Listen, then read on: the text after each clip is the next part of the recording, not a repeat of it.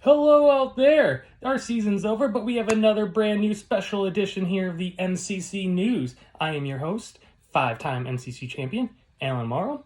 Now the season's over, we've crowned a new champion, we've crowned a new lead and winner. So what is there left to do?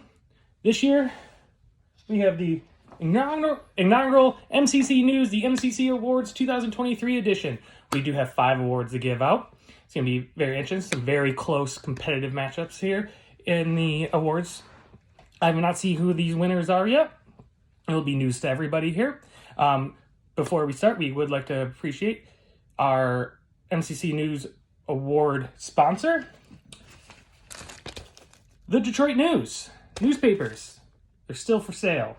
Pick one up at your nearest gas station or convenience store nearby, especially when there's sporting events and good front pages to be had. So with that done, let's get to it.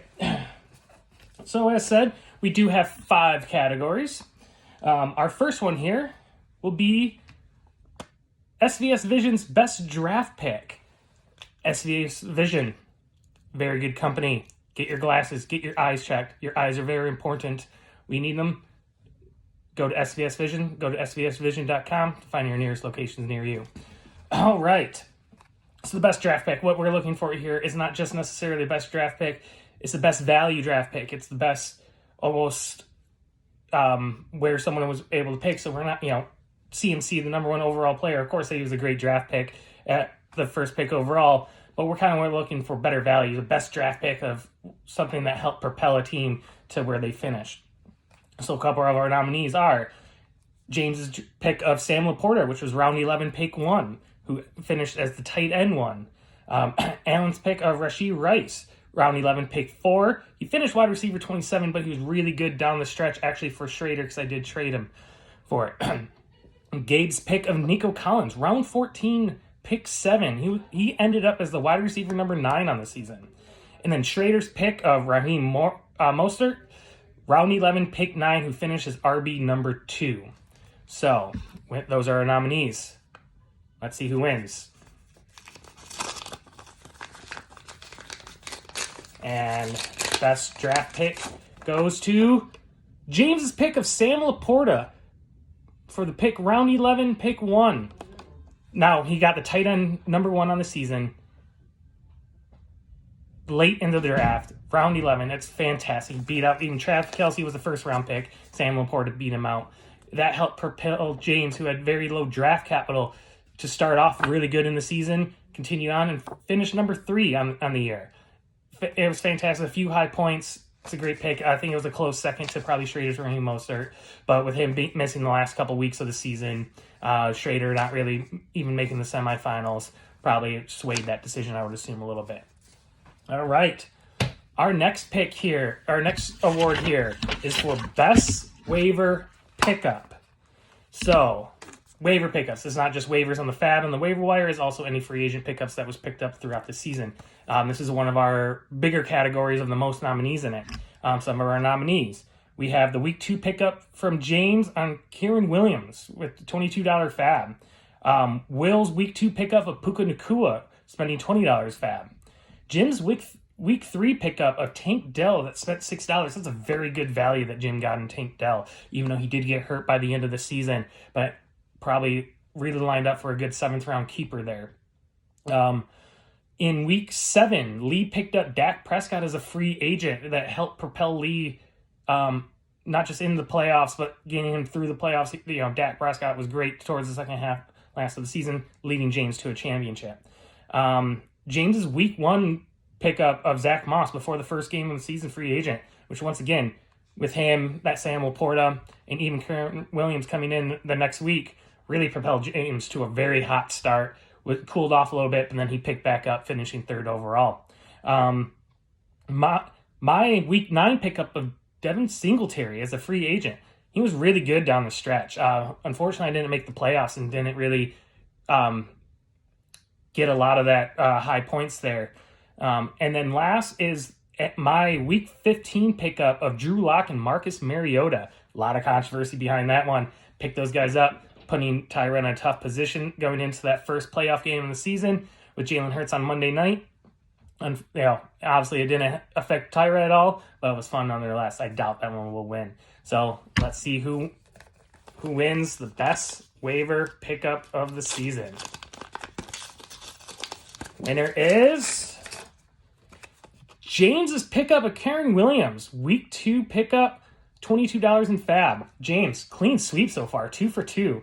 This is the reason why James, who sold off first and second round picks, multiple other draft picks, finished third overall by great pickups in that, and even with Zach Moss, that was a nominee in this department. So there's the reason why James finished number 3 and why he was our defending champion going into this season. All right. Next, best trade of the season. Obviously, these are trades that most likely led someone to the playoffs or even to a championship higher in there. Let's see what the nominees are. We have Will's pre-draft trade to get his 5th-round pick back from Jeremy, so he was able to keep Amon-Ra St. Brown. Tyra getting the first pick overall to draft CMC for Garrett Wilson. Lee Stefan Diggs trade with me. Even though Diggs wasn't great, but he also received Rashad White, who finished as a top 5 running back on the season. That Stefan Diggs trade is kind of referred to as the Rashad White trade now. And the last one is Jim trading for Puka Nacua. Trade Josh Jacobs to Puka. Without that trade, Jim may not make the playoffs and finishes probably low in the standings, maybe even would have been up for the weed-in. So it was a very smart trade by Jim. Puka was better than Josh Jacobs and gets a very good keeper as a 7th-round keeper in Puka Nacua.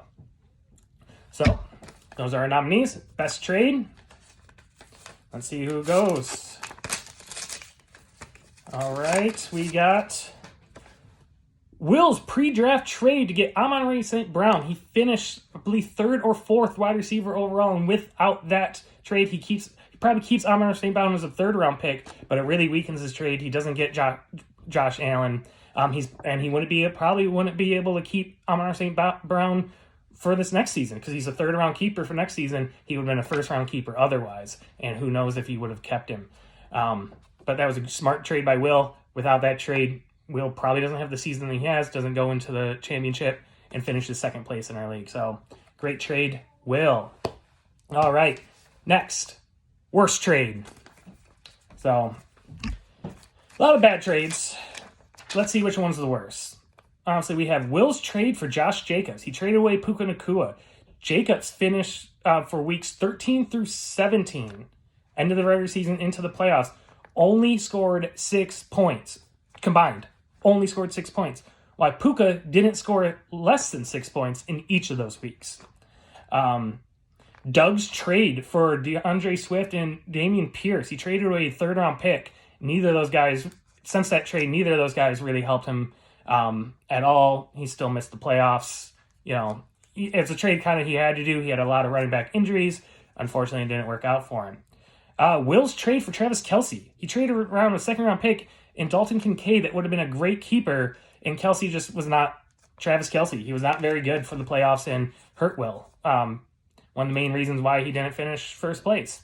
Next would be Jeremy's trade for A.J. Brown. Traded away Ayuk, Christian Kirk, and a 2nd-round pick. Ayuk was awesome at the end of the season. Christian Kirk was hurt, but he would have been a good keeper value, and a 2nd-round pick is 2nd-round pick. And A.J. Brown, he had a great middle of the season, but he really faded off, was actually hurting Jeremy's roster for a few weeks there. And the last one is Jeremy's draft day debacle, trading the number 1 overall pick, CMC, for Garrett Wilson, who Garrett Wilson was not very good, only scored over 15 points twice. CMC basically was automatic 15 points. I think he only didn't score 15 points in 3 or 4 weeks of this season.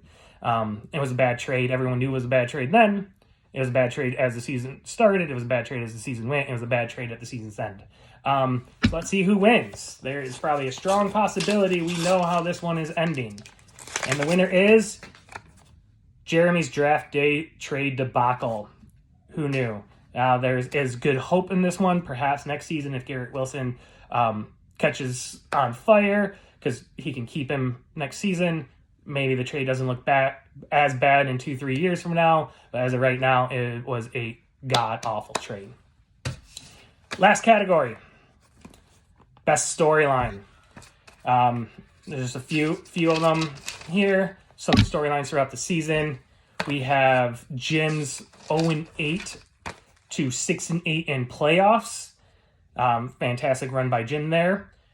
We have Jeremy's trade debacles. As we said, the A.J. Brown, the draft day debacle. Then even though it's a minimal one, but Najee Harris was better than Jameson Williams, and that was a 1-for-1 trade.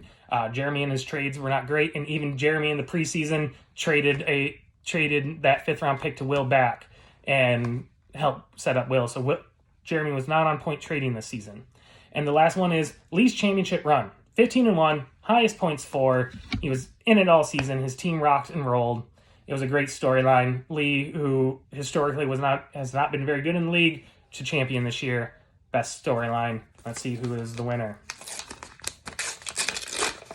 And the winner is Jim's 0-8 to 6-8 in playoffs. Even though he didn't have much playoff success, but it was still a great run. He keeps hopes alive for all of us who may start the season off really bad to be able to make it to the playoffs. That was a great storyline. It was one of our more fun storylines of the last couple weeks of the regular season. Great to see. Good work, Jim. That is all here on the MCC News for the MCC Awards 2023 edition. Congratulations to our winners. Trophies are in the mail. Please wait by the mailbox and wait for them.